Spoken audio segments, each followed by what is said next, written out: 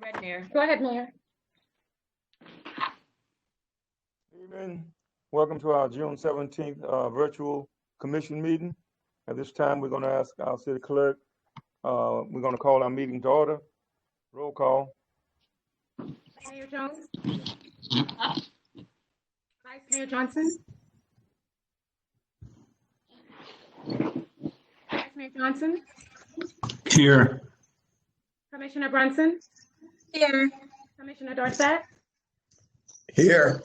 Commissioner Smith. Here. We have a quorum. We'll bow for our invocation. God and Father, we are present. We are in your presence. We know that there's power in your presence. There's understanding in your presence. There's purpose. We do ask for your guidance throughout our meeting this evening. With equity, let us then deal with all the situations, Lord, that will make our community a better place to work, to live, and play. Amen. At this time, we have our Pledge of Allegiance.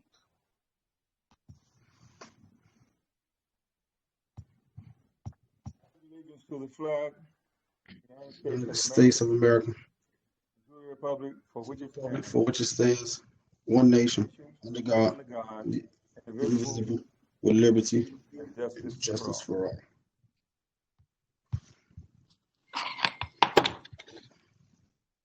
At this time, we have a virtual meeting rules presentation and procedure by our city attorney.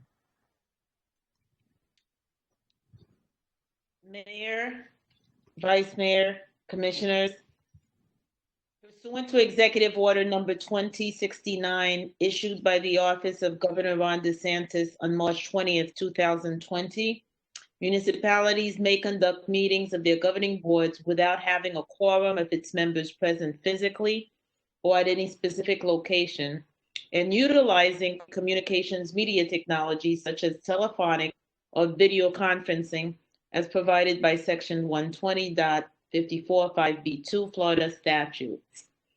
The members of the City Commission appearing remotely for this meeting are Commissioner Brunson, Commissioner Dorsett, Commissioner Smith, Vice Mayor Johnson, and Mayor Jones. Members of the Commission, this is a virtual meeting, and when you are not speaking, please mute your telephone button so that we have the highest quality sound and can produce an accurate record. Additionally, in order to maintain order, please use the wave button so that Mayor Jones knows that you desire to speak and will place you on the speaker list. This virtual meeting was authorized by the Governor of the State of Florida, and an opportunity was given to the public to email the City Clerk prior to the City Commission meeting with any questions, comments, concerns on items that we will hear on this evening's Commission agenda at the email address publiccomments@cityofwestpark.org. This meeting can be seen tonight by live stream through Facebook and YouTube by going to the city's website, www.cityofwestpark.org. All public comments that were sent to the email address publiccomments@cityofwestpark.org prior to 5 p.m. today will be read into the public record at a word count not to exceed 400 words, which is the equivalent of 3 minutes.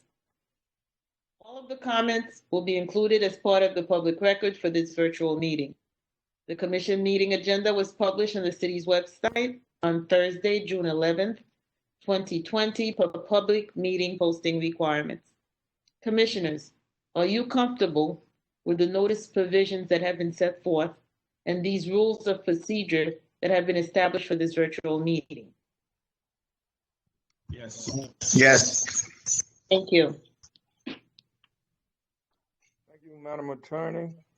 At this time, we have presentations, proclamation, National Parks and Recreation Month, which reads, whereas parks and recreation programs are an integral part of communities throughout the country, including the city of West Park, and are vitally important to establishing and maintaining quality of life in our communities, ensuring the health of all citizens, and contributing to the economic and environmental well-being of a community and region. And whereas parks and recreation programs build healthy, active communities that aid in the preventing of chronic disease, provide therapeutic recreation services for those who are mentally or physically disabled, and also improve the mental and emotional health of all citizens. And whereas our parks and natural recreation areas ensure the ecological beauty of our community and provide a place for children and adults to connect with nature and enjoy the outdoors. And whereas parks and recreation programs increase a community's economic prosperity through increased property values, expansion of local tax base, increased tourism, the attraction and retention of businesses, and crime reduction.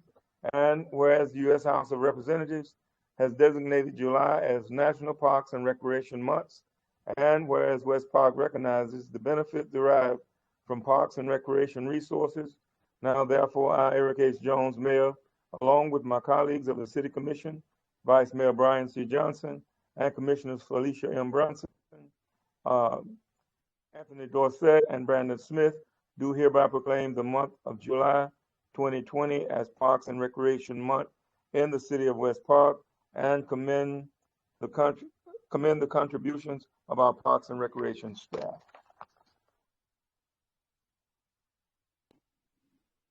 Read into the record now. We also have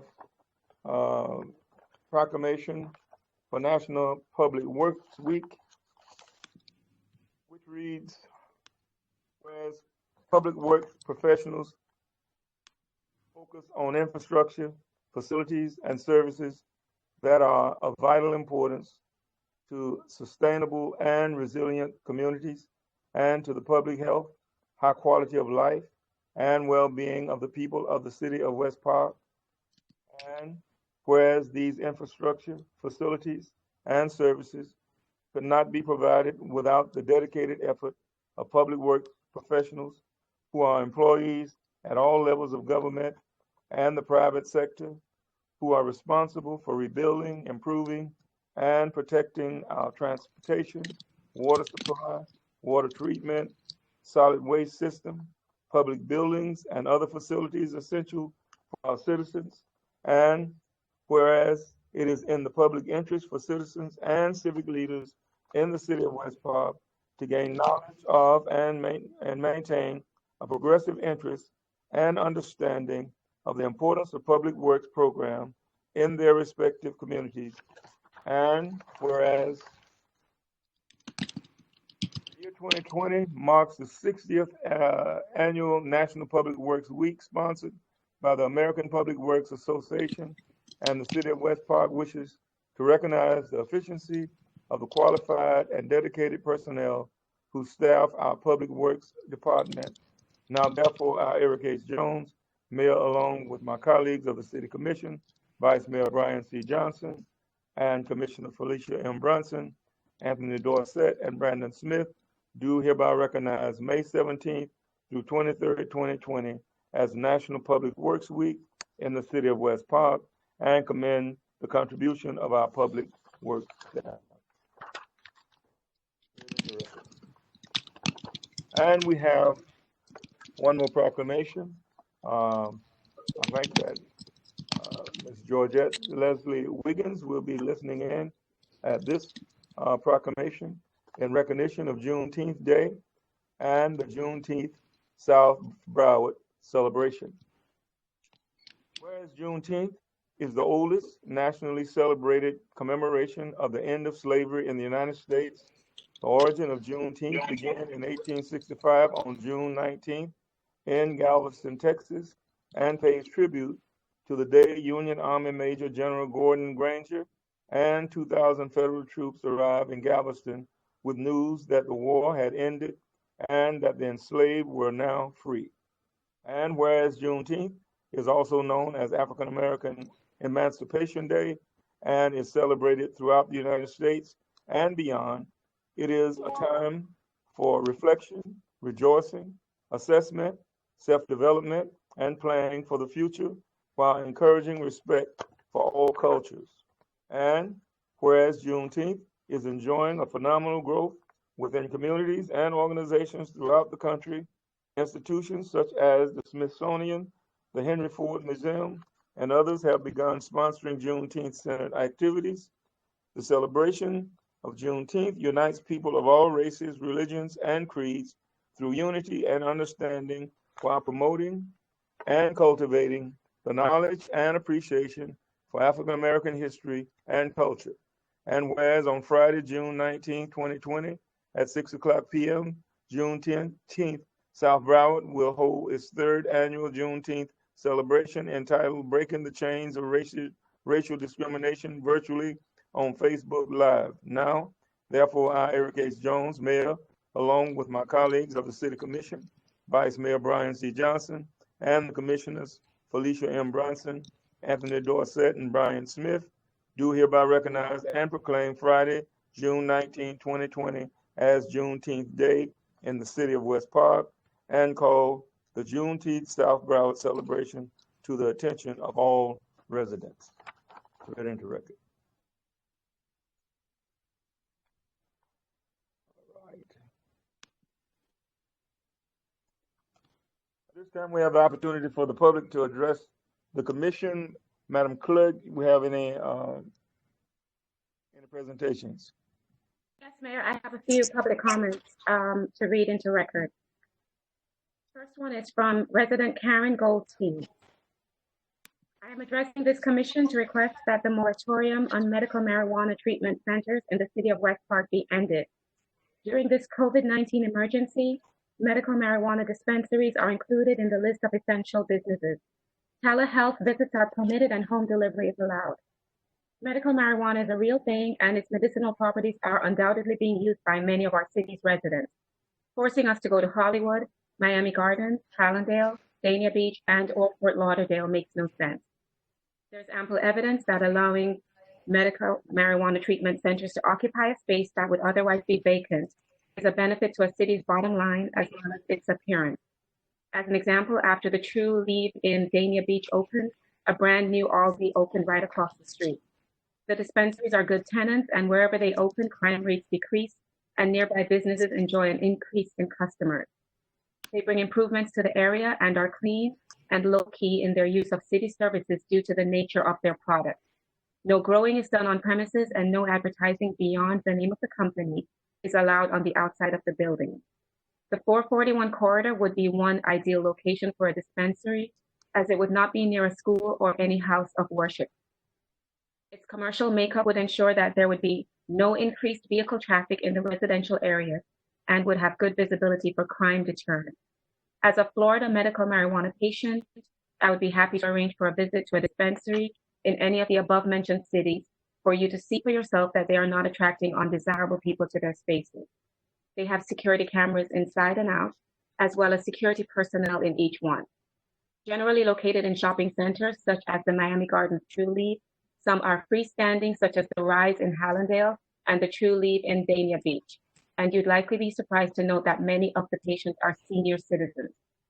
Where legal, regulated dispensaries are allowed to open, the illicit market for marijuana is decreased. Knowing where the medical marijuana is grown and processed protects the purchaser, in this case, the residents of West Park. Being able to legally purchase medical marijuana increases the safety of the patient and eliminates the possibility of the seller offering other dangerous and more potent drugs. The next comment is from residents Sybilette Smith and April Fisher.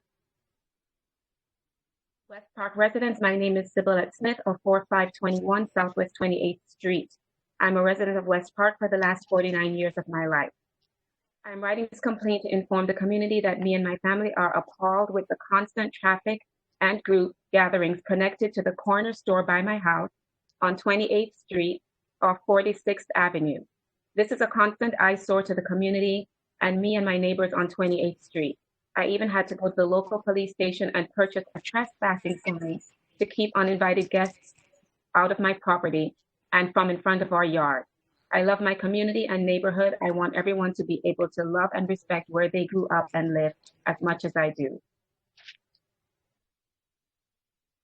Next comment is from resident Joyce Smith, 4712 Southwest 25th Street. My question and concern is I would like to know what the city has been doing in trying to open up for the entire community. I notice that all government and public businesses are making the efforts to accommodate the citizens of the county and state. The courthouse is partially open, etc. It is not decent to see the city staff had to be doing business on the sidewalk when they could practice social distancing and conduct business in the lobby. The protective glass is already in place, so why not put the 6-foot marking on the floor and see clients with masks on and 6 feet apart? No one knows when this will be over, but we have to get on with our lives so we can follow the guidelines and live. It does not look right on how the residents and business owners being treated. They are taxpayers who are paying the high monthly rent for that said building, must be treated with dignity and respect. I also need an explanation on the annual legislative update where it says that Representative Jones brought 6.1 million to the city. I would like to know where and how that money was allocated. It stated it's the 2020 period. We are only halfway in 2020. The next comment is from Derek McNeil. I'm a born and raised citizen of Carver Ranches, also known as West Park. I personally knew and know the pillars of this community. Some have passed on, and I know they are behind me in what I stand for. Why or how would I know this? Because they raised me, taught me, and sheltered me.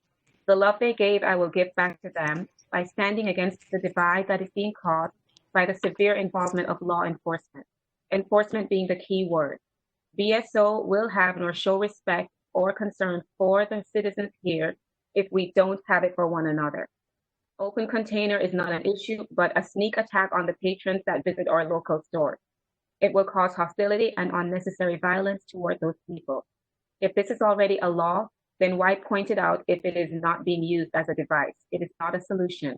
Use money to acquire a place of where our men can go and socialize, like the many other communities in Florida, namely Wynwood, Little Haiti, Little Havana. There are locations with benches for dominoes, checkers, cards, conversations, and these places are empty after a certain hour also, and no police violence either. These problematic police encounters are only found in the cities where the stage is set for those issues. Please let's let BSO do their job with ease and keep watch and oversee, which is where the word officer comes from, overseer. Get in touch with the people of the community to know what is needed, rather than standing afar and attempting a fix. The last thing we need here is to have a citizen killed on an order from your office. Thank you for your attention. The next comment is from resident Rod Harris. Hello. If I'm reading correctly, this alcohol ordinance, you can be fined for having a drink outside of your home in your yard. If this is the case, I can be drinking a Sprite and it is mistaken for a beer, then I'm fined. I really don't believe this is a road the city needs to travel. This is over and beyond ridiculous. The city of West Park can do better. We will do better. Say no to this. The next comment is from Dr. Katrina Touchstone. My concern is with the proposed ordinance amendment 2020-02, which is seeking to impose a $50 fine for the public consumption of alcohol. It's very alarming to me as to why this amendment is being brought before the Commission for consideration. People should be free to enjoy where they live and stay without our local government infringing on the rights of constituents. The last 2 consecutive commissioners' meetings, there have been items that directly impact residents' quality of life and civil liberties without getting a consensus of how residents feel about what is going on in the community. I've stated consistently over the years of advocating that we need more transparency, accountability, and community engagement. Is it solely the responsibility of the residents to read and disseminate the content of the agenda? No, it is the responsibility of our elected officials to ensure that the residents are educated on the issues and collaborate with them in the decision-making process. I am not in favor of imposing fines on the residents where there is already laws established to address open containers and public intoxication. I would like to know who initiated this resolution and why is it deemed necessary? How would this be enforced? Will people be harassed due to these changes? Will code enforcement have the responsibility of investigating what someone is consuming into their body? How will this add value to the community? My secondary concern is in regards to the 5-year transportation improvement plan. I'm noticing a lot of projects without valid justification. Most of the concerns I hear from residents are concerning speeding. Traffic calming techniques may help to address this, as well as more signage and more law enforcement visibility. More specifically, 20th Street and 57th Avenue does not need a roundabout or traffic circle. In fact, when this item came up before the commission previously, it was explained that the project was projected to have a speed table instead. Yet within your agenda packet, you will notice that there are 13 proposed items. However, the 36th Street traffic calming has been a consistent complaint for years, but is number 5 on the list. Even though 25th Street and 48th Avenue has been a consistent issue as of late, why is it listed as number 1 and funded while the residents of Lake Forest have been complaining about 36th Street for about a decade? The next comment is from resident Marvin Price. As president of the Carver Ranches Homeowners Association, I have had numerous calls over the past years concerning gatherings of people hanging out in front and side of the business at Southwest 46th Avenue and Hallandale Beach Boulevard. This ordinance should be approved by the commission as it pertains to open containers standing outside of businesses and loitering. Does not pertain to residents at their own properties and other residential gatherings. Thank you. The next comment is from Wanda Green Thompson. I would like the city, along with law enforcement and the owner of the convenience store, to meet regarding the condition of this area. It is an eyesore and sheds a bad light on this wonderful community. Customers cannot be allowed to congregate and drink alcohol around the established businesses in the area. The residents of the community have supported this business for years, but the behavior that is being allowed has to stop immediately. I've had conversations with the business owner, and he is in agreement that the situation has to be improved. However, he is looking for guidance from the city officials and law enforcement. Thank you. The next comment is from resident Christina Everard. Concern number 1. Conduct business inside the city building while adhering to CDC guidelines. Summer is here and the temperature is rising hot. I am recommended that city employees conduct business inside the waiting hall of the city building with the public instead of outside in the heat. This can be done by distancing the chairs 6 feet apart and everyone wears masks. Therefore, 2 to 3 persons can be waiting inside in the cool air instead of waiting in the hot sun. Concern 2. Display of garbage in front of McTeer Park. Bringing to the attention of the mayor and commissioner that leaving the display of garbage can in the front parking lot of McTeer Park does not display a good image for the park nor the Miami Gardens subdivision neighborhood in general. It looks trashy. I would appreciate and thank you if you advise the city employees to put the garbage can out of view when cleaning up after the food drive. May 6, 2020, question 1. When was the last date an independent audit report of the financial statement for the city of West Park was submitted to the Florida auditor? Can you please have staff email a copy of the last report that was done? How soon is the filing of the next independent report due? Question 2 from May 6, 2020.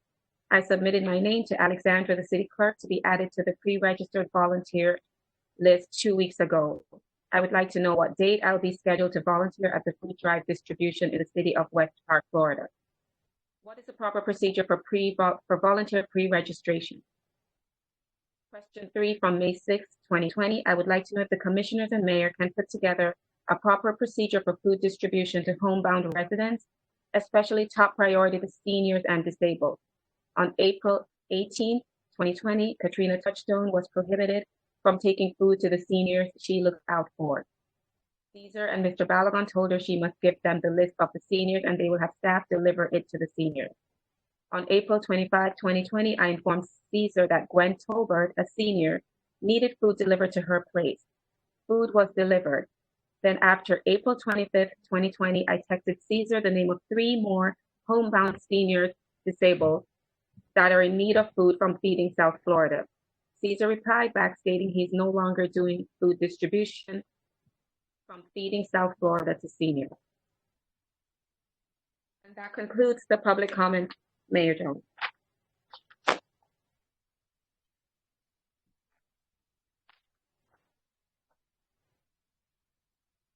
this time, I don't think we have any advisory board presentations, or do we? No. Broward Sheriff's Office, any updates? None? From Broward Sheriff's or the Fire Department? Nothing at this time, sir. Yes, ma'am. Item 9, approval of minutes. If I can obtain a motion, please. Motion to approve. Second. Moving second. Any discussion? No discussion. Roll call. Commissioner Smith, Yes. Vice Mayor Johnson, Yes. Commissioner Brunson, Yes. Commissioner Dorsett, Yes. Mayor Jones. Yes. Motion passes. Item 10, resolution. These are consent items. I need a motion. Mr. Mayor, I want to pull item number 1 and move to approve 2, 3, and 4 unless there are others to be pulled. All right, make a motion. 2, 3, 4, 5, and 6. So I want to again pull item number 1 and move to approve 2, 3, 4, 5, and 6. Can I get a motion? Second. Can I get a second? Second. Okay. Any discussion? Roll call. Commissioner Brunson, Yes. Vice Mayor Johnson, Yes. Commissioner Smith, Yes. Commissioner Dorsett, Yes. Mayor Jones. Yes. Motion passes.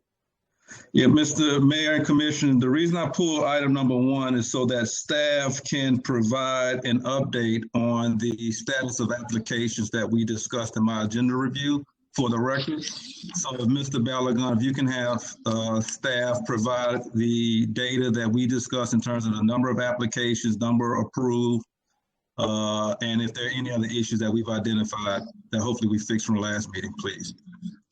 Stephen, if you will, please, go ahead.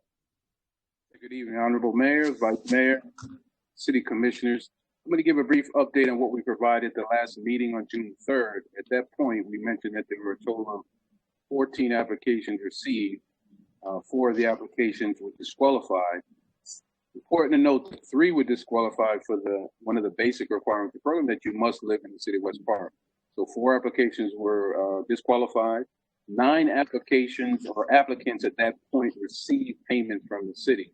And there were a total of 12 checks processed during the last commission meeting. The current update includes the fact that we received 1 application this afternoon, as a matter of fact. So we have a total of 25 applications that we received. The same 4 applications were denied. And 20 applicants at this point have received payments from the city for a total of 30 checks that have been issued. And the total amount of those checks is $12,500 at this point. Okay. I'm sorry, Mr. David, can you mention the total again? Did you say 12,500 even? That's exactly right. Okay, and then now let's check my math. 25 applications, 4 denied, 20 payments. I'm missing 1. There were 25, you said 25 applications, 4 denied, and 20 payments. So that's 24. We received 1 application late this afternoon. So Got it. So, okay, 1 pending. So that 1 will be pending. Okay, got it. Thank you. Okay, Mr. Mayor, with that clarification and putting that on the record, I move to approve item number 1. Second. Moving second. Any discussion? Roll call.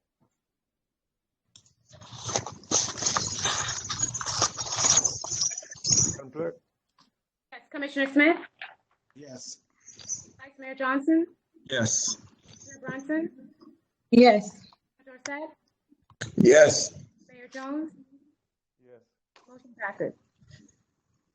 Item 11, the resolutions, non-consent item. Madam Clerk? A resolution of the City Commission of the City of West Park, Florida, approving a disbursement amount of $193,357.50 to CPZ Architects, Inc. for professional and engineering services for development of an amphitheater at McTier Park, seeking authorization to provide disbursement funding in phases based on work performed, seeking authorization of the city administrator to issue a professional services work order, providing for an effective date. Move to approve it. Second. Moving second. Any discussion? Roll call. Commissioner Brunson, Yes. Commissioner Dorsett, Yes. Commissioner Smith, Yes. Vice Mayor Johnson, Yes. Mayor Jones. Yes. Motion passes. Item 12, ordinance, first reading, no public participation. Madam Clerk. An ordinance amending Article 10, Chapter 42 of the City of West Park's Code of Ordinances entitled Functional Landscaping and Xeriscaping by creating new Section 42-577 entitled Water Conservation for Landscape Irrigation for the purpose of implementing year-round landscape irrigation measures imposed by Broward County Ordinance Chapter 36, Article 2, providing for adoption of representations, providing for conflict and repealer, providing for severability, providing for inclusion in code, providing for an effective date. Motion to approve it. I need a second. Second. Any discussion? No discussion, roll call. First reading, right? Yes, it is first reading. Okay. Commissioner Brunson? Okay. Yes. Vice Mayor Johnson? Yes. Commissioner Smith? Yes. Commissioner Dorset? Yes. Mayor Jones? Yes. Motion passes. Good enough. Item 13, City Manager Report, Mr. Balagan. Yes, good evening again, Mayor, Vice Mayor, Commissioners. We have a memorandum in your packet regarding the scholarship program, which is the first item, selection of award recipients. As we discussed during the last meeting, we received 12 applications. We are recommending if you approve that we should award all the recipients funding scholarship. We have a total of 6,500. We're just going to go ahead and distribute all the funds among the 12 applicants. So that's the update I want to give you today. If you have any questions or comments. Okay. I'll move to the next item. During the last meeting, you asked that we give an update on the Dunkin' Donut property. Stephen, I've asked Stephen to join us and give an update on that item. He has a memorandum in your agenda and with backups of all the permits received to date. Stephen, if you go ahead and give an update. Yes, good evening again. Yes, attached as backup in your packet is the plan review history that we periodically request from our developer just in an effort to monitor activities. As previously discussed, the reviewing agencies include FDOT, Broward County Surface Water Management, Broward County Environmental, Broward County Planning, and the City of West Park. One important thing to note, however, is that the approval process is not a standardized thing. In other words, if the city provides preliminary site plan approval, that does not mean that FDOT can't change the site plan. And given the relative size of this particular property, any changes to the site plan can cause ramifications. So that's what happened in this case. FDOT made specific site plan changes, including a dumpster relocation. They required that the developers reconfigure the entrance on 57th. And all this caused the architect to squeeze or reduce other elements within the site plan. This is the site plan that was previously reviewed by the city. So the end result was a 6-inch reduction in what is currently required by the city. This is in terms of the parking space width. The city currently requires 9 feet wide parking stalls. The architect reduced the parking to 8 feet 6 inches. So they're 6 inches shy of what the code requires. And, and just to note, the 8.6 feet wide parking stall is something that's used by our neighboring cities as a progressive effort to spur economic development in zoning districts which promote sustainable development. So there is a precedent for the 8.6 wide parking space. So the item to hear the code amendment is scheduled at this point to appear before the Planning Advisory Board on June 22nd. And of course, to amend the code, an ordinance is required. So the first reading, we're hoping to schedule the first reading for one of the commission's special meetings on June 30th. So at least in that case, we can get past the first reading of the item. We also did speak with the building department, and they may be willing to issue an initial permit to begin construction in the month of July prior to the commission approving on second reading. So that's where we are with the project, the Plaza Mall project. Mr. Mayor. Yeah, I have a question. Well, actually just a comment. So as we are now starting to get back on development schedule, I just want to make sure for the record, we resume our vigilance in ensuring that the developer is in fact achieving the promises listed in the community benefits agreements. That's hiring local residents, that's utilizing local contractors, that's also donating funds to our home improvement, our tree trimming, and our child care program. So we know that they have not made any progress in those up to this point because the project has been stalled. But I just want to make sure that we're prepared to resume monitoring and encouraging them to make sure that they're going to achieve, if not exceed, the goals that they promised us. Yes. Yes, we will. Thank you. Okay, thank you, Stephen. The next item is the update on our Cycle 1 Transportation Salt Tax Projects funding. As I indicated during the last commission meeting, we submitted application 13 projects to the state to the county for the salt tax funds. Of the 13 projects, which included several streets, 25th Street, 52nd and 20th, 7th Southwest, State Road 7 pedestrian light, alignment of 48, 36th Street, 21st Street. We submitted all of them with 13 of them, County Line Road, 13. The county selected only 5 to fund. As you know, all our capital improvement projects are always funded through grants. We're very aggressive in going forward to grants and other funding sources such as the salt tax. They selected 5 to fund, of which they were all in the plan that you just approved today. They were one of the top 10 projects there. They selected Southwest 25th Street, complete street improvement, funding it at about $1.6 million approximately, 57th Avenue and 20th at $163,000 for construction, and the rest of them are for design. State Road 7 pedestrian lighting at $90,000, roadway upgrade and minor alignment of 48th Avenue, $420,000, and 21st Street improvement from State Road 7 to 40th for design at $240,000. They are all recommended for funding. They are on the agenda, just like every city. All cities in Broward County, all 31 cities, add all their projects.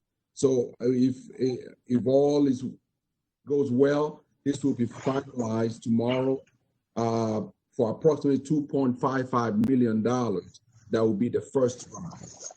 In the packet you approved earlier, we have additional 19 projects throughout the city to include for the next 5 years to include roadway resurfacing, sidewalk, additional sidewalk, adjustment, street lights, and several traffic calming projects throughout. The way we placed all the traffic calming projects in the plan is to make sure that any fund that we give him for traffic calming, we can target the priority that residents complain about. All of the streets that we've ever heard from residents are all in the plan. Every one of them, including all traffic calming locations, including wherever we've heard about four-way always stop, we included it anyway, even if it's not all-way. In case all-way does not get approved by the county transportation department, we are hopeful that we can do something to mitigate the traffic congestion. We take pride in making sure we do that if the county disapproves our signage. So we have all the projects. And as I indicated earlier, and all during one-on-one meetings and also in prior commission meetings, our transportation plan, just like our capital improvement plan, they are living documents. So as we hear new projects, we'll make adjustments to them and let you come up and adopt the plan again. So if any residents who come up with another particular street that's not on the plan, we'll make sure we add it to make sure we get funded. The funding cycle for the next year is scheduled to start next month. In fact, I thought maybe they would delay it, but I heard they're probably going to move it to July as I thought. So it's prudent that we had it on the agenda today, have it approved. So if things work very well, you'll be hearing by at your next meeting, hopefully to approve the agreements for all these projects, because we need to move them fast with the hopes of trying to finish them within the next year to achieve more funding for all the projects as well.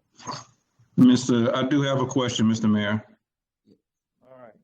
Mr. Manager, and I know you addressed it, but I want to make sure that we go back and slowly highlight what influence we have on the prioritization of projects that MPO select, such that if there is a way for us to stack the deck in the submission for example, 36th Street, because we had a resident comment on the 36th Street.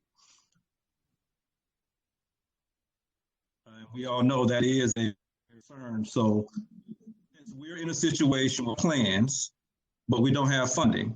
So we're trying to find funding from the transportation surtax locally or the state. Just one more time, highlight what influence we may have on the selection of what gets funded when, so that if there is some influence, we can take it. If there isn't, at least we'll know that, where the boundaries are.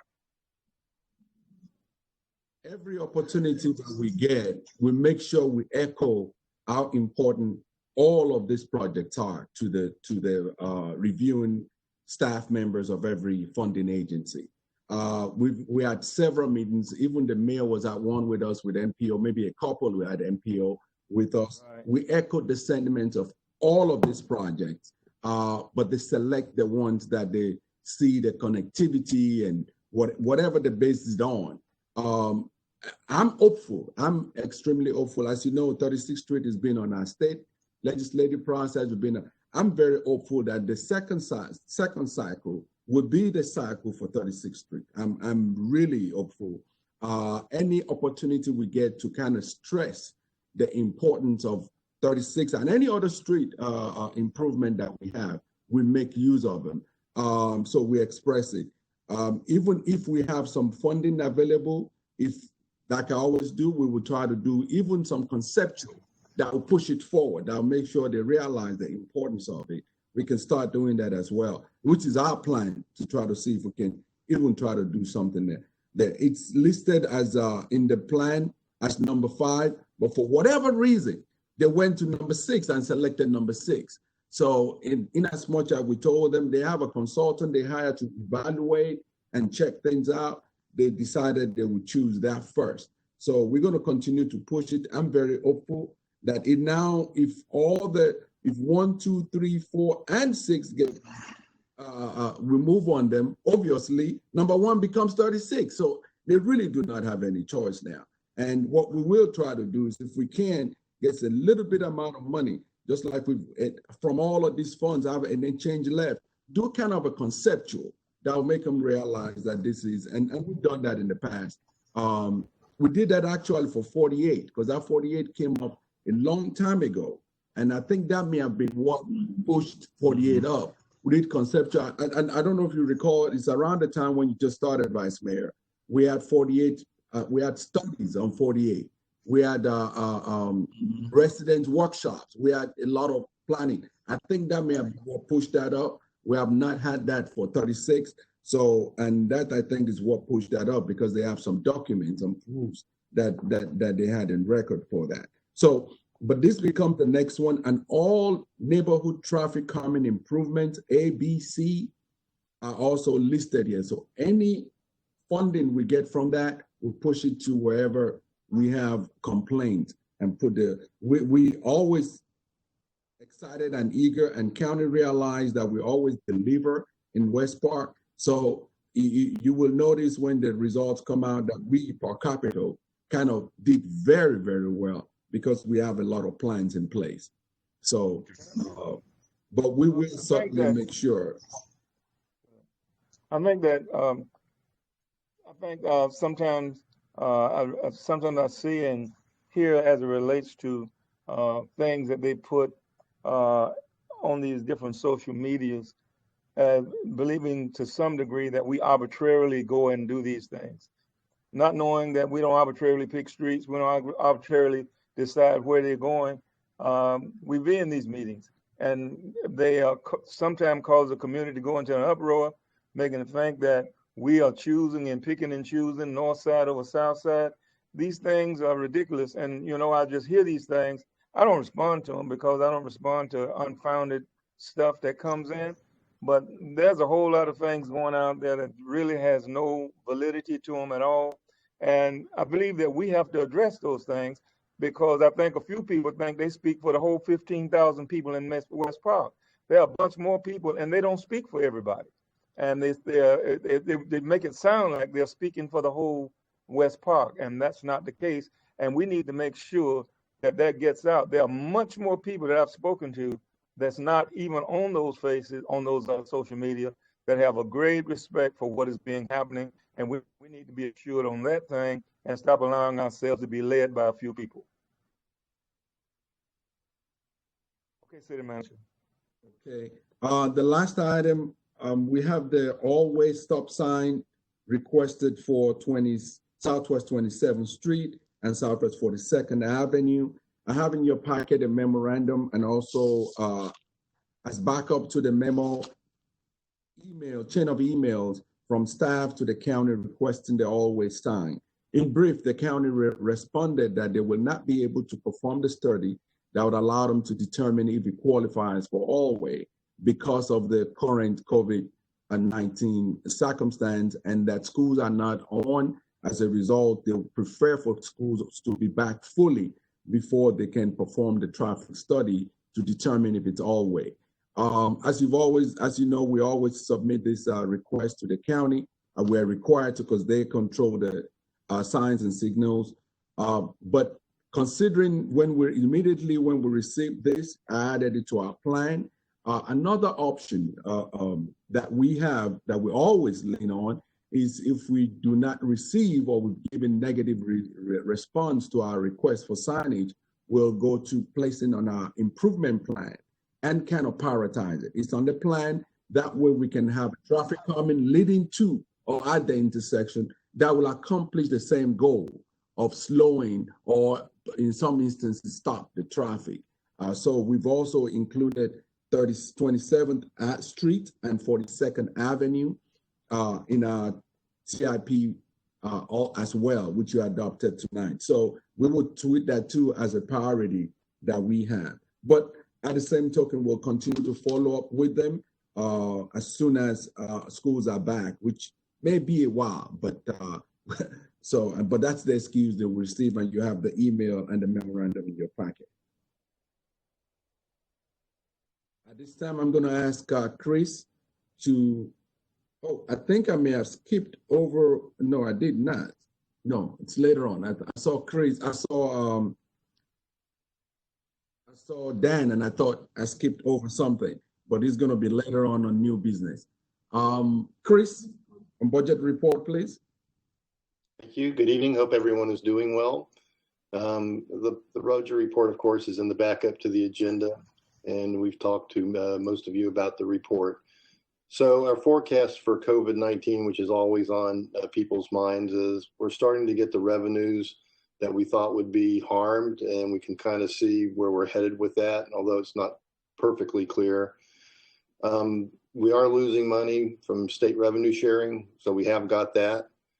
That source of revenue is within the range that we have told you, but it's at the lower range, meaning it's not as bad as it could be. I mean, it could be worse. So we're still within the range, but at the lower end of that. So that's, I guess, positive, negative news, if you want to look at it that way. Sales taxes are also at the lower range. On both of those, the prognosis going forward remains to be seen. We're really interested in seeing what the State Revenue Estimating Committee gives us for next year, or what they expect us to have. Gas taxes, I think, are rebounding quicker than the other sources, and we have reason to believe that that'll bounce back quicker. As I've kind of told y'all before, sales of gases are up, and distillate fuels like diesel are up. And anecdotally, driving around South Florida, the traffic is definitely up. So that's probably a good sign that things are returning to more or less normal, or at least they're picking up.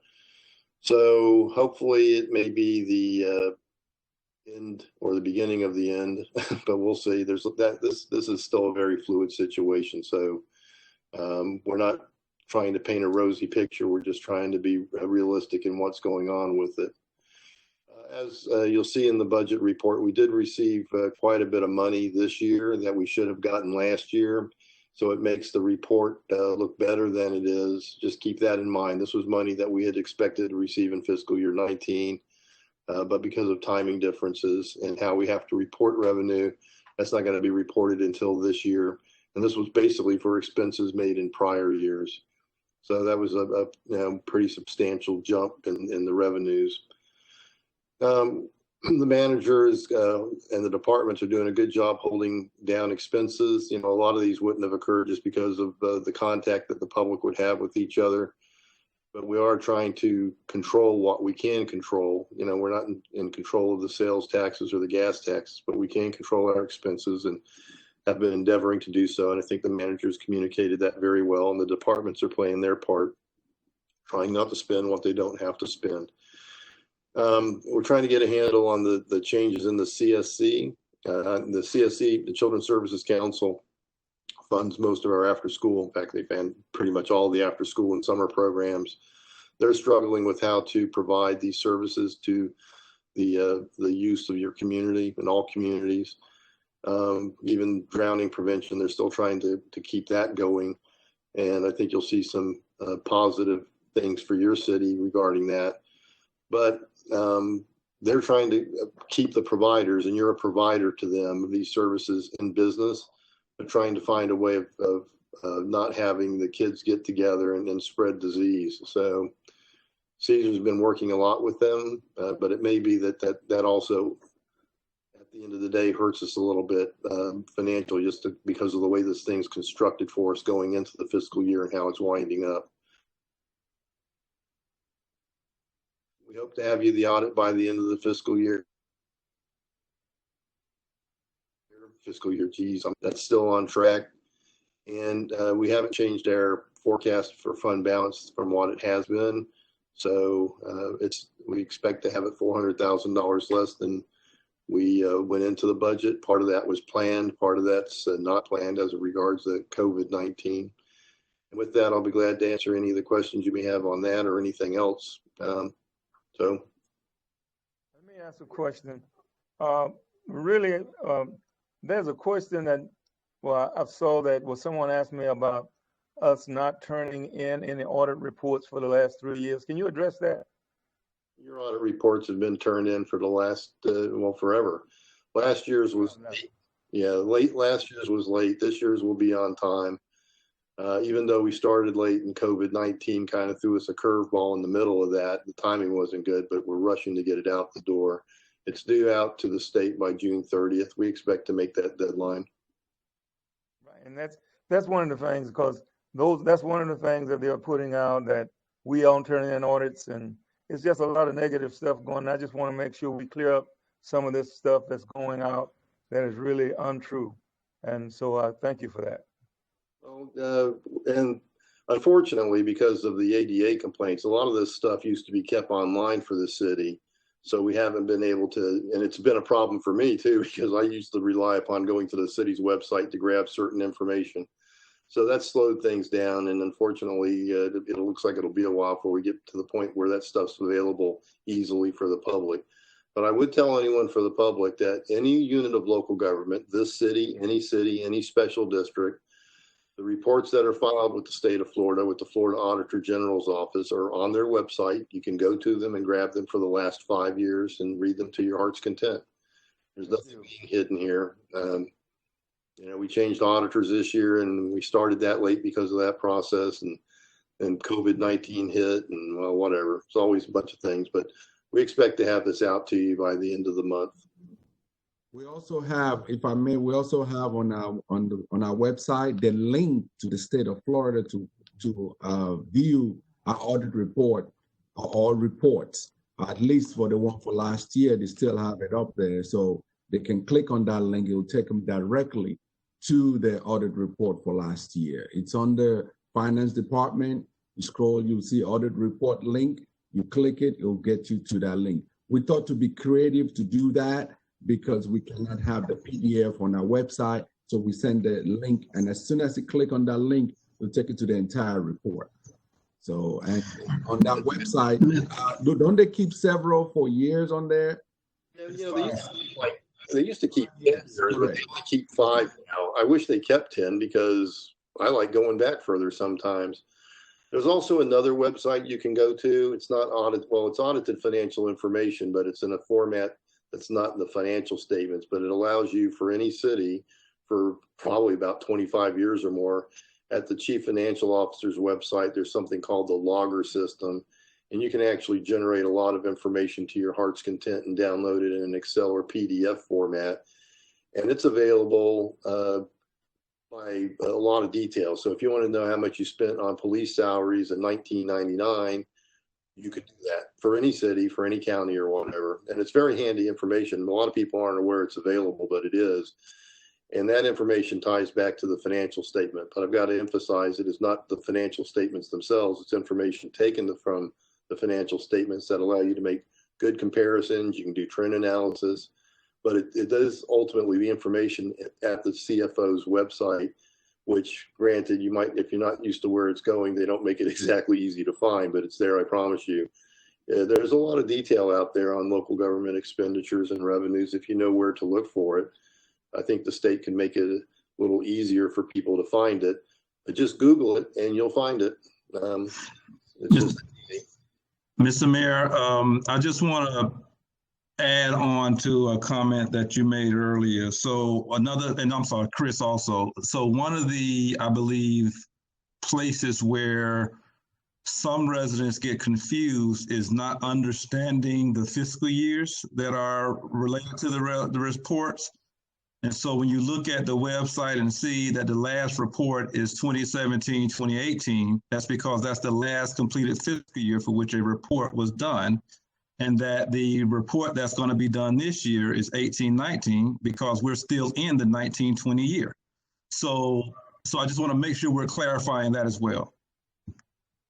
Yeah, and that's an important point because there is a lag. And also by the time we submit it to the Auditor General, they do their review, you know, all these things are due at one time. So you're talking about a staff that has to review several hundred documents and then post it to their website. While they're efficient, I can assure you, because just 2 days ago, I had to do a quick analysis for people. There weren't a lot of 2019 financial statements posted. And there were like 3 of the 25 that I looked at. And I think that's largely because people tend to file them in March or April. And this year, you know, March and April were not good months to get anything done. So I know a lot of my colleagues are trying to get these things out the door because it's been a chore. Not too long ago, the deadline on these actually was September 30th, but they moved it back to June 30th. And one day they'll move it back to like March, which will be really tough.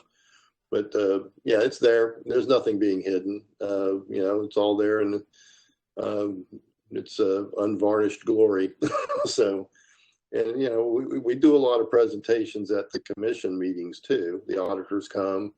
There's nothing being hidden from the public. But I'm sorry people feel that way, but it is election season, so. Right. Mr. Mayor, if I could, one quick ask of Chris, could you highlight some of those funds that we received this year that were due to us last year? Yeah, they're 2 big ones. They're both, well, one's a grant. One's kind of like a grant. You're both familiar with the project. So part of it was a couple $100,000. I'm just rounding these. You can see it in the report if you go to it.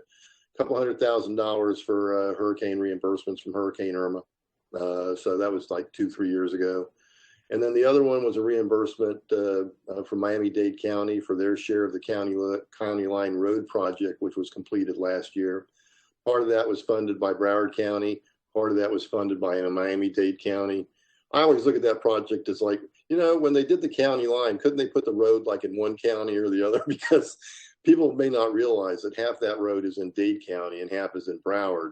And a little thing like resurfacing it, God bless West Park and the commission in Ajibola for doing some painstaking negotiations with both Broward County and Miami-Dade County. You can imagine what that's like to get those two parties together to agree to fund a road to get it resurfaced for this community.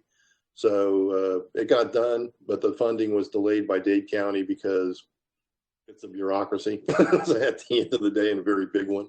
And that money we were expecting to get to report it last year.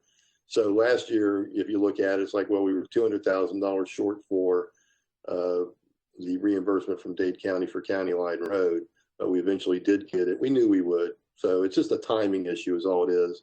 My whole point in that report was it makes it look better than it was because, relatively speaking, that portion made last year look worse. If you put the two together, it's a wash.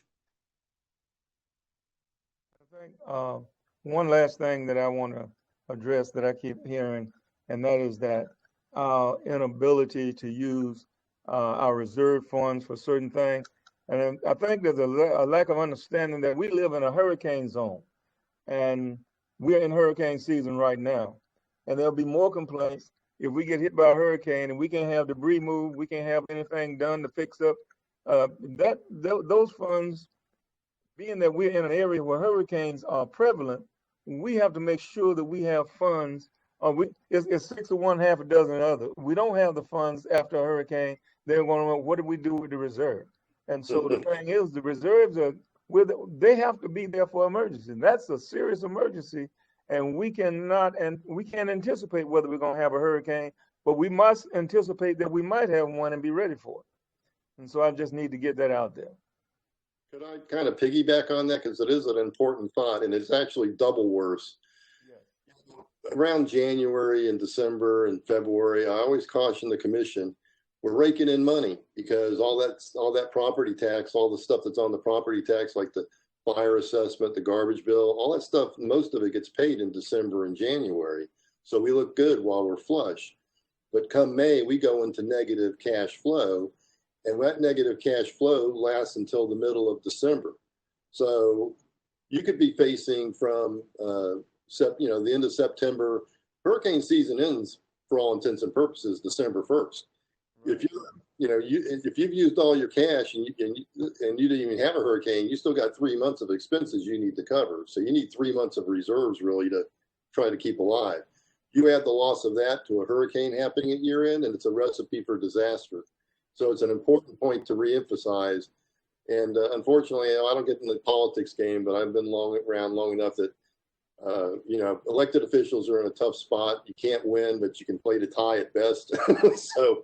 But people should keep it in mind. You're right. And it's even worse because of that cash flow situation that you would find yourself in. Right. Thank you, sir.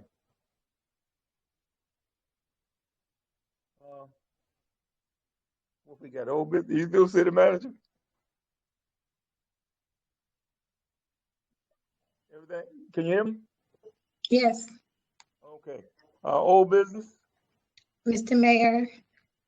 Yes. So the CARES Act funding update, I believe the manager was going to assist me with this one. I just wanted to give the commission an update on this. This is a task force that I've been working on. So the funding has pretty much come down, and the issue now is getting the money from the county. So we're hoping to have a decision to everyone today because it was on the county's agenda yesterday. They had over 100 items on their agenda yesterday. And by 4 o'clock, their system went down and kind of sort of crashed. So they have to resume the meeting on tomorrow at 1 o'clock. So just wanted to give you an update. Since the last meeting, we do have the support of all of our congressional folks in support of the city getting this funding. And just remember, this is the fair and equitable allocation that cities should get from the CARES Act. So we are hoping that on tomorrow at 1 o'clock, we will be able to finally get a resolve to this. And I believe this is a nice amount of money for West Park to cover from COVID loss. And I'm not sure if the manager is back on yet, but is Mr. Balagon, isn't it close to like 900? Correct. We have the total amount that the county received is 340 million. And we're asking at the minimum 100 million of it be distributed to all municipalities in the county by population, using the population form of calculation for it, because we're about 99 million throughout the county in loss that we've submitted in total from all municipalities. So we're asking for them to at least share 1 million with all municipalities using the population. You have and again, we've been staying diligent. We've made calls and gotten support, and we are hoping that at the end of the meeting tomorrow, we'll have some good news. So we will see how it goes, and we'll update the commission on the what happens on tomorrow. Mr. Mayor, I got a quick question for clarification. Commissioner Bronson and Mr. Balagon, can you just restate again, of the 99 to 100 million that has been requested to go to cities, how much is the requested or estimated amount for West Park specifically? 9. Is it Mr. Balagon? It was initially 900,000. Then they said to estimate what we will see for it to be if we should go all the way to September. So you're looking at, if we go all the way to September and also add law enforcement and fire, we're looking at between 900 and 1.7 million. So that's the range, a minimum of 900 and then to the high of about 1.7 million. Okay, thank you. If we get the voice note, we'll be fine too. And I would just ask my colleagues if you can listen in on tomorrow to the commission meeting. Again, it starts at 1 o'clock. We're item number 100. So they left off on number 80 something. So hopefully we will get a favorable result on tomorrow. I want to point out that the task force for the Broward League of Cities, which Commissioner Bronson is on, they have the letter on the cover as part of the agenda packet. They've been working diligently on this almost every day or every other day to get emails and letters. So they've been doing, they have 3-page letter in the packet lobbying all the elected officials. And she also was required to send a letter to our county commissioner, which she did, and sent over all the task force members, sent letters and spoke with elected officials, which she did the same as well. Okay. Thank you. New business. Can you hear me? Force policies. These are items brought up by who? Mr. Mayor, can you hear me? I hear you. Commissioner Smith. Okay, yeah. Just for clarification, according to the email that was sent at regarding the meeting tomorrow, that was sent at 7:40 p.m. tonight. The meeting starts at noon. Okay. The budget meeting starts at 10, and so they anticipate noon or whenever the budget meeting ends, but they anticipate noon according to the email, so that'll be noon tomorrow. Thank you. It's just, it's ever changing. Yeah. So thank you. No problem. Thank you. All right, thank you, I'll guys. keep you updated. All right, thank you, guys. Mr. Mayor, yes. Mr. Mayor, that was my item that I brought forth also. So because of what's going on a national level with some horrific situations that are happening with George Floyd, as well as the most recent situation with Rayshard Brooks, there has been a national outcry as well as a local outcry for government to review your use of force policy to ensure that what happened in these horrific situations do not happen anymore. So I know that you all got a list of the questions that were presented to BSO. So I would like to have Captain Coker come on board and speak and kind of sort of go over the use of force policy and what BSO is doing to combat what happened so that it won't happen again. Captain Coker. Yes, I'm here. Good evening, Mayor, Commissioners, and staff. Captain Stephanie Coker here. In reference to Commissioner Brunson's concerns, we were able to provide you all with a copy of our use of force policy, which covers and governs a lot of different uses of forces. But in the questions that she posed, the Sheriff's Office was able to put together a flyer of 8 questions, which are the most asked questions that everyone has been asking pertaining to the use of force policy. And they labeled it #8can'twait. And in that flyer, it talks about how the Broward Sheriff's Office is compliant, and we have this in our policy. So it's a ban against chokeholds and strangular holds, require de-escalation, require warning before shooting, that we exhaust all alternatives before shooting. We have a duty to intervene. We have a ban at shooting at moving vehicles. We established a use of force continuum, and we require that all use of force be reported. So those are the 8 concerns that a lot of the that has been brought forth throughout every state on what these top 8 questions. And so our use of force policy governs all these questions. So we are in a compliant agency when in regards to that. And together, these 8 policies can decrease the police violence by 72%. So this is something that we aim for as agency. I think it's a good question that were posed, and I think by this flyer it covers everything regarding it.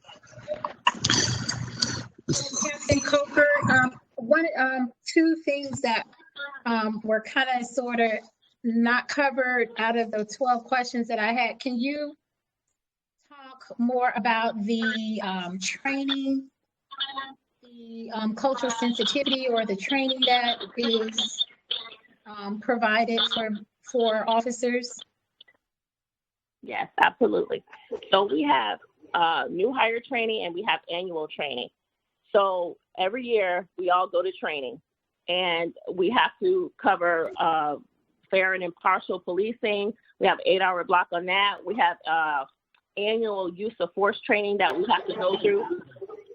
That covers the de-escalation, the ban, the ban against chokeholds and strangulations, the use of force continuum. We cover that on the every year we go to training, on annual training regarding that. And what else we have? We have online human diversity. We have to go to training, mandatory retraining that's done with human diversity. So we're always in training. Every year we have a minimum, I believe it's 32 hours that we have to go to training. And then on top of that, they've added additional training. Active killer training is a mandatory training now. So we're constantly in training, touching on our use of force continuum, our different de-escalation tactics and techniques and everything. So one last question for you. How can you share how does BSO report the any situations with force?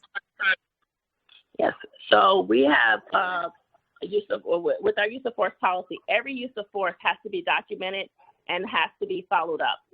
Anytime a deputy does use of force, the sergeant has to respond to the scene. We have to review the body-worn cameras.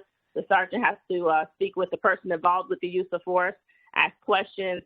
It's a way, ask questions to the person who was involved to see if they believe the force was used if it was used too much, if we could have done something better. And all that is documented on our body-worn camera. It goes to the command, myself and the lieutenant review it, and every use of force is forwarded to our internal affairs division, where they review it themselves and follow up. And if there's any additional training that needs to be done or any discipline that needs to be done, it will be handled at that level. But every use of force is documented. Okay. Mr. Mayor, thank you for, first of all, let me commend Chief again for the culture of community policing that she's been able to sustain here in our city. And as the residents are hopefully seeing playing out, this is kind of what we do behind the scenes to make sure that at least in West Park, there's a close enough relationship with our police, which includes an expectation that you will treat us like neighbors and family, and that abuse and misconduct are not accepted. So thank you again, Chief Coker, for your leadership in making sure that all of your officers demonstrate your personality when they're interacting with our citizens. I do want to state for the record within this conversation that in my agenda review meeting, I added 2 items for the chief to provide, essentially remind the community of. First, the process for citizen complaints. We know that we could do a better job at identifying repeat misconduct if we are able to have non-threatening ways for citizens to make complaints of police. And so best practices include online or over the phone instead of just going to the office. And I know that we have that. I just want to make sure Chief can reiterate that. And then secondly, the disciplinary records. So in order for us to be assured that we don't have, and I'm going to use my words, bad cops in our city, we want to make sure that disciplinary records of police are readily available to the public here in West Park. So Chief, if you want to take a stab at those 2 now or do it in a future meeting, I just want to put on record that I asked you for those 2 during my meeting. Sure, Vice Mayor. I go ahead and conquer them now. As far as if anybody wants to report any concerns pertaining to an officer, there are several different outlets that could be done. Yes, you could go online and report concern. We have our Ask the Sheriff web portal that you can go to, askthesheriff.org, and you could pose the question to the sheriff: what happens if this? What happens if that? We also have our internal affairs division. We have pamphlets in our lobby that people could just walk in our lobby, grab a pamphlet, walk back out with no questions asked. And then there's always, you can ask for a supervisor. You can always call the office. You can get myself or the lieutenant, but there's always outlets. If people don't feel comfortable, my email is online and readily available. You're more than welcome to email me, but there's many different avenues that could be done if there's a concern or a complaint against a deputy. Myself and the lieutenant, we're very out there as far as with the community and trying to reach out to community. So a lot of people have various ways of getting in contact with myself or the lieutenant, and we always encourage that. Any concern, please let us know, because this is, we're a family. We look at West Park as our family, and we want to make sure that we have good teams that's out there. And that's why we're a big advocate on community policing and being at all the events and being out in the community, because we want you all to trust us and what we're doing in the community as far as protecting you all. So that's many different avenues that could be done. But, like I said, we have pamphlets in the lobby. We have our online outlet. We have my email, my telephone number. But a lot of people have that in the community, more than willing just to call the office, and we'll be more than willing to assist. When it comes to following up with deputies in the community, let me say this. We have the sheriff office, we put several different layers and things to try to hire the right deputies. So it goes to the hiring process, I would say, where we're trying to wean out any element that might not be good for the sheriff's office. So it starts with the hiring process, the background, the psychological test. They go to the academy for a rigorous 6 months. After academy, they have a year of probationary training. They spend their first 3 months, or about 2 months, riding with another officer, learning the way, and then they go out on their own, but they're still being trained and they have a year of probation, where if we see any problems, we see any additional training, we feel that they need a little additional guidance, we have that in place. Now we also have our employee intervention program, which is where we monitor IA cases, complaints, traffic incidences, use of forces, pursuits, and if they get so many within a certain time frame, we're alerted to that. Not only do we have our internal, where we're monitoring the deputies when they come in and just making sure they're okay. You can kind of tell when a deputy's down and out. We'll pull them aside. We'll speak to them to see, because sometimes, we have deputies go through things. People go through things. So we always try to make sure when we're with them that we have our in-house where we're overviewing them and making sure they're okay. But we also have our overall employee intervention program that monitors these things. So hopefully with the policies and procedures in play, we have our EAP, our Assistance of Employee Program, that all this monitors is different thresholds for each incident that we're able to monitor. And so if they have so many traffic crash accidents, we're able to pull them in, talk to them, see what's going on, offer training to them, and try a different avenue with traffic incidents. The same thing with use of force. If they have so many use of force within a certain amount of time frame, that's something that we can address as well, whether it goes back to training, where, or other avenues that we could take discipline. So overall, to be honest with you, we have a really good crew here in the district. We have not had any early employee intervention alerts that we've received for our district. So, pretty much we've been good, but I hope that answers your question, Vice Mayor. Yeah, it's just the last thing is when it comes to access to disciplinary records of officers, what would be that process? So if there's a concern about a specific officer and everybody knows that he's or she's a bad cop, usually sometimes you look into their files and you don't see it. So we just want to know. Again, it may be something you may have to go back and research, because it's a conversation we've had with the past sheriff, the current sheriff. How are we intending to make the disciplinary records of our officers available for inspection? Well, we always have, our public records request, where you can always request anyone's history or record. We could go through internal affairs and request it as well. But I think it's a public records request where our files are available for discussion. So any public records request, feel free. It's online portal. Anybody can go in and request anybody's history. That answers my question. Thank you, ma'am. You're welcome.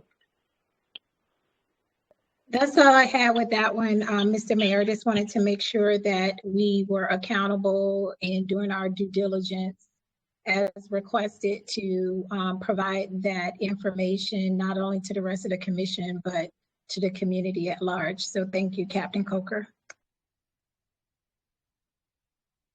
You're welcome. Thank you.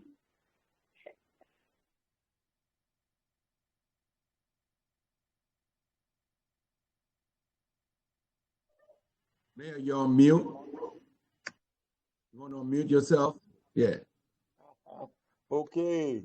Next item is the discussion on next step for infield lot and housing program. Who's that?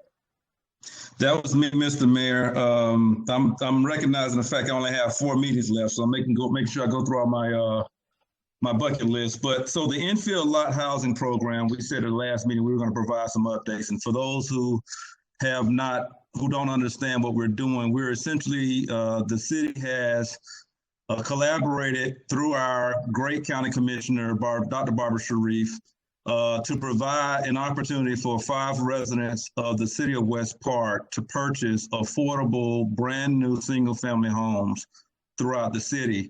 And in order to do that, so far the city and the commission has taken the step of identifying 5 lots that we own. We have committed those lots to be provided free of charge to the buyers. What the city needs to do, though, is that we want to also make sure that they're nonprofit only nonprofit developers, so that whatever money they make can go to serving our community. So there will be no for-profit developers. In order to assist them in making sure they sell the houses at a discount price, the city commission took the step of taking money that we would normally get on an annual basis from CDBG and do things like road improvements and what have you. And we're using that to provide $20,000 per lot to defray the cost of developing the lots. That way, the nonprofit developer can pass those savings on to the buyer. What Dr. Sharif has done, and it was a fight. She was able to get $300,000 from the county allocated, such that up to $60,000 can be provided in first-time home buyer assistance per buyer. So that when I reported that I've done this project with my full-time job, and I gave the example of families moving in with $100,000 in equity, this is how. You reduce the cost of construction to the nonprofits by us giving them lots for free. They don't have to pay for that. You also help the first-time home buyers to pay down their mortgage by giving them up to $60,000. So that's a wonderful opportunity. I can assure you that there are other cities who want to do this, but Dr. Sharif was extremely crafty in getting this money available for us. So we wanted to provide the next steps because there are some moving parts that are still unknown, and you will see a timeline in the agenda package so that it won't be until we know for sure when our CDBG contract, which allows us to have that first $100,000 in hand. Once we get that's item number 4 on the list. Once that contract is executed by the county and we receive a notice to incur costs, then we can start with soliciting for the nonprofit developers, transferring the deeds of the lots over to them, having them start construction. But the point that we want to really, really stress right now is item number 10, which is announce the program, solicit the buyers, and preliminary qualifications. Again, it may be January, which is what we're estimating. Don't hold me to it because COVID may have thrown some of these schedules off, but it may be January before we are formally starting construction. So we're hoping that sometime October, November, December in Q4, we may be opening up an application process. Again, I may or may not be here, so I want to make sure we put this out there now. Please, residents, for those who have young people who want to get their first house, for those who've been renting, who want to buy a house, one of these nice houses that you're seeing around here affordably, please don't wait until the last minute to get pre-qualified. There are 24 banks that have been identified and approved in Broward County for first-time home buyer assistance. The manager is going to publish that list of 24.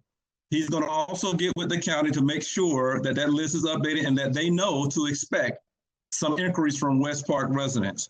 I cannot say this enough. Please, if you are interested or you have people interested, engage the banks for pre-qualification early, because when we put the applications out and we do the lottery of just West Park residents, if your number get picked and you're not pre-qualified, unfortunately, you can't move forward.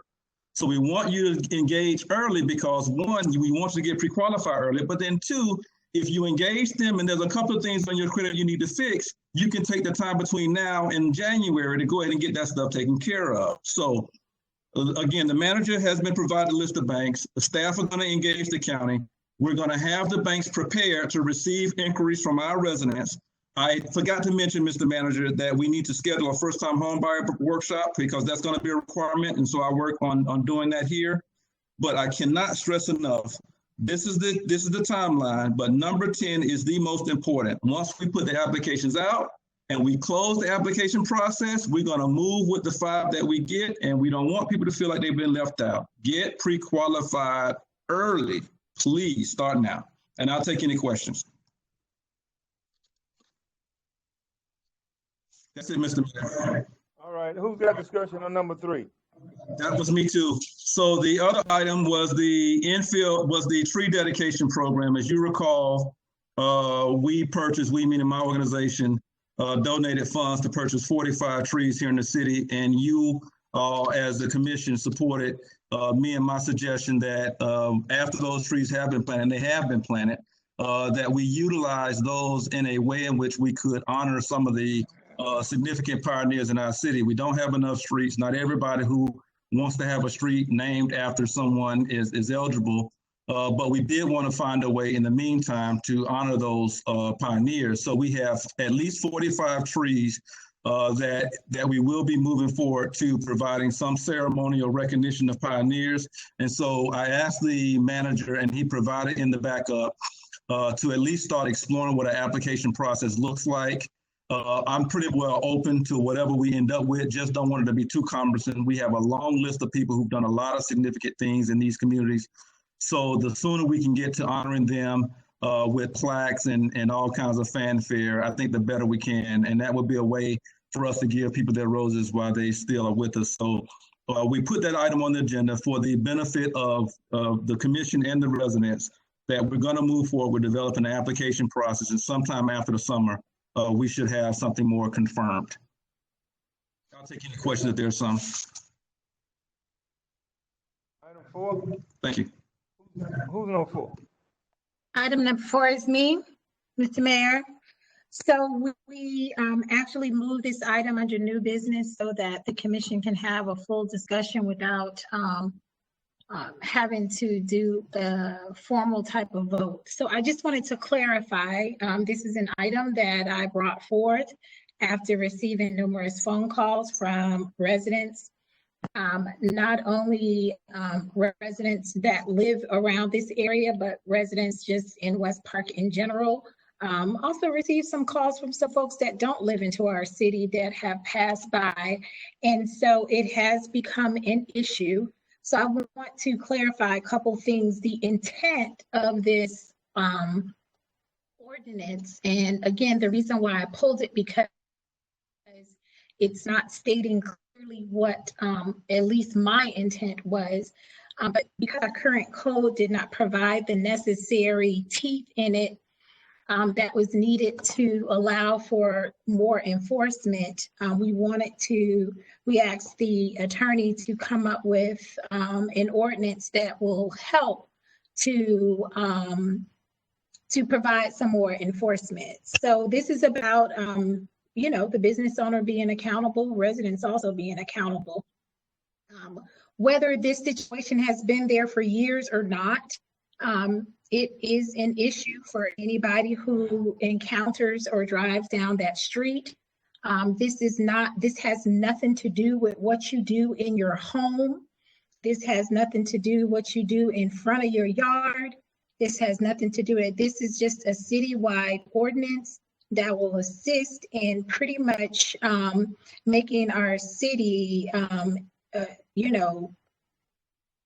rid of just people hanging out. And it's not a matter of even hanging out, but it has become a major problem turning into our community.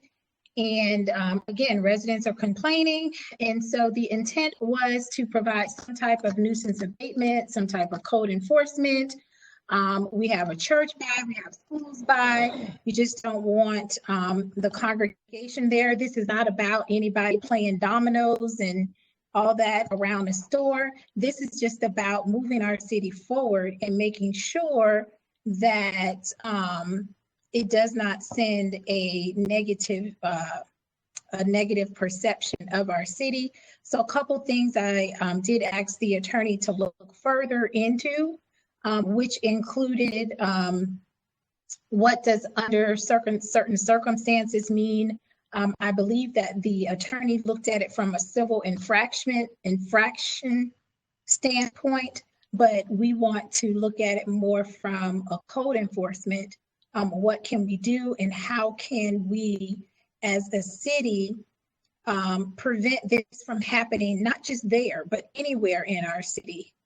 So I wanted to clarify that for the record. That's why the item was pulled, because what was originally in there did not cover what the intent for the ordinance was supposed to be. Again, we're moving our city to the next level. We want to make sure that people are not passing through and questioning coming into West Park because they can't get down the street or different things like that.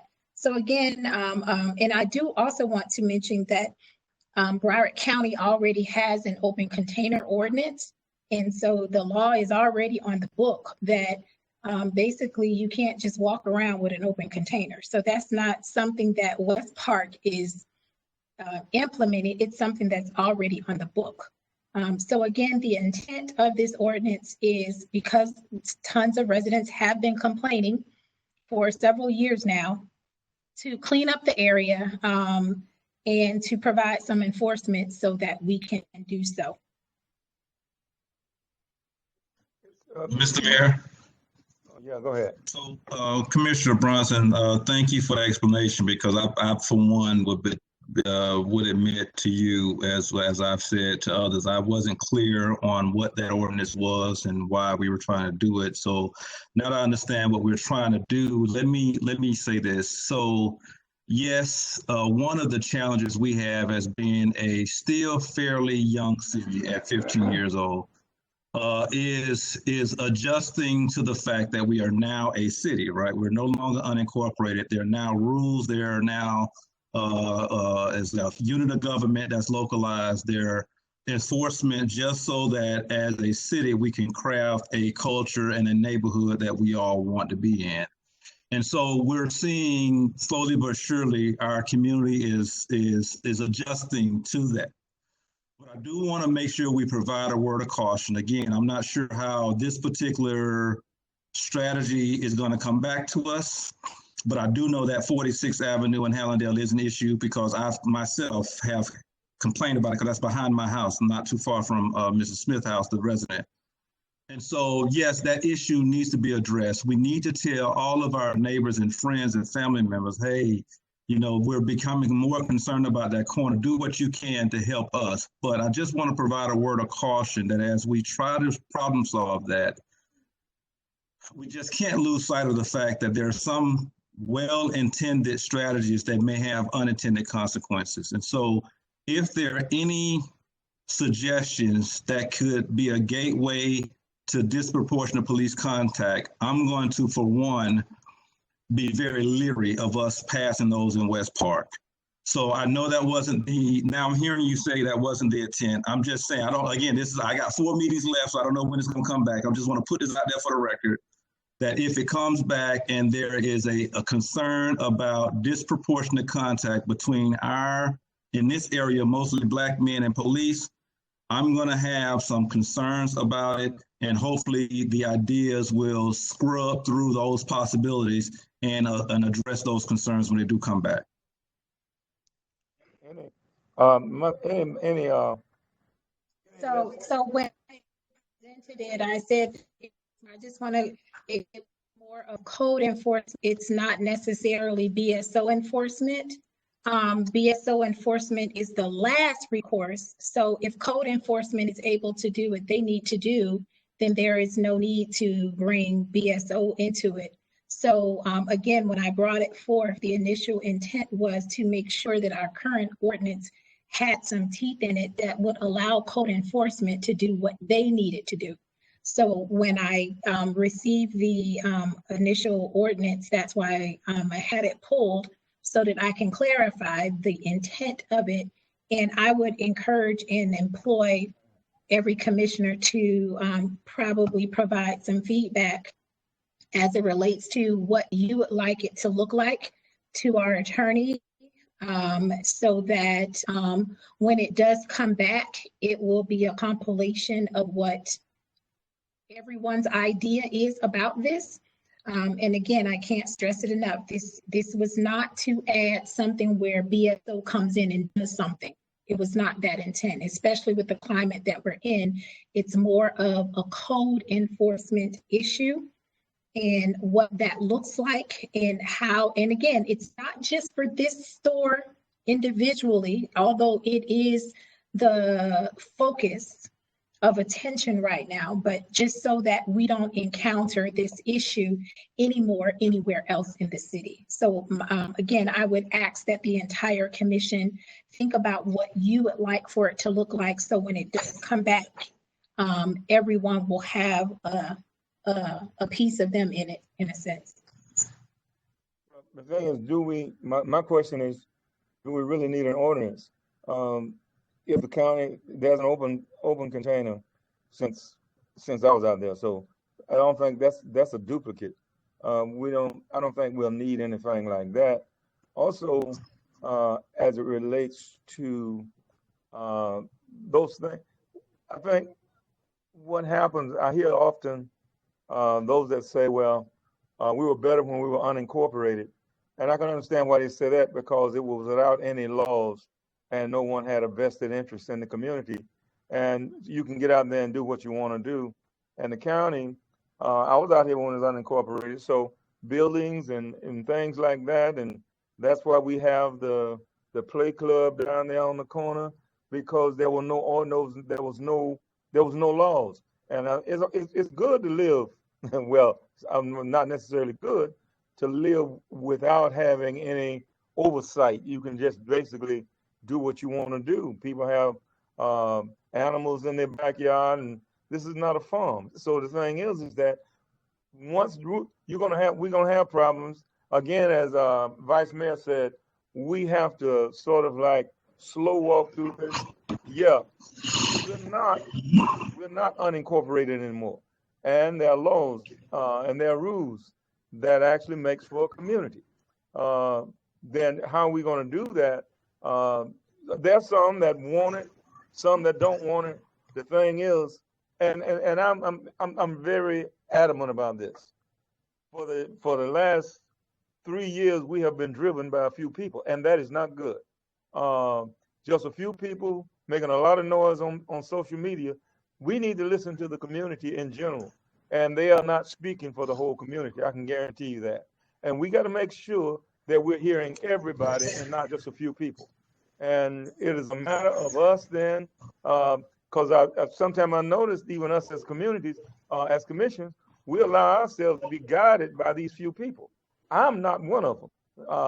It is a matter that there's some certain things that we need to actually represent the community and not just a few people making noise. So, Mr. Mayor, exactly, let me just go on a little bit more of what you said.